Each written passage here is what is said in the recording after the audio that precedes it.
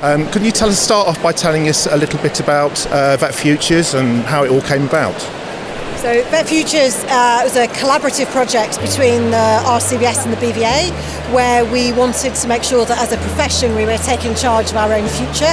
So it was a project that ran for about a year in 2014-15 and looked at the challenges and opportunities the profession faced, and then from that developed an action plan which was produced in summer 2016. You decided you wanted to collaborate quite early on, it was easy to get together? Yeah, I mean certainly there was quite a bit of groundwork went into it. I mean I think both BVA and the Royal College recognise that their respective roles around both representation and regulation were going to change quite considerably between now and 2030.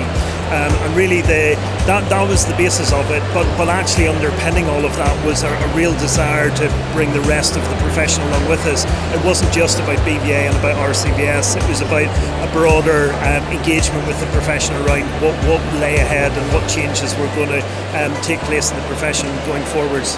Brexit's all over the news today, it's going to be a big thing moving forward. How do you think it's going to impact on the profession, would you say? So it's interesting, the Vet Futures Action Plan was published the day after the Brexit vote, I think, so we weren't aware of this obviously when we were creating the action plan, but many of the actions around retention within the profession, good work-life balance, a resilient workforce, actually Brexit has brought into sharper focus, but they were already actions that we were looking at taking.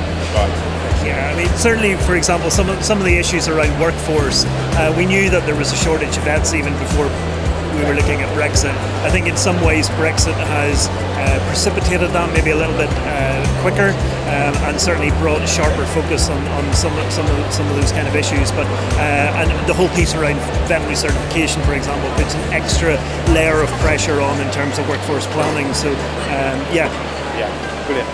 Finally, 10 years of the Vet Show. Vet Futures obviously looking ahead to where we're going to be. Where would you hope as a profession we're going to be in 10 years? I would love us to be a confident, resilient, really happy profession. I mean, I love being a vet. I've always loved being a vet, and I would love the future vets coming after me and those to feel exactly the same. Yeah, I think that's right. I mean, I think one of the key areas that I think we can look at is just around our capacity.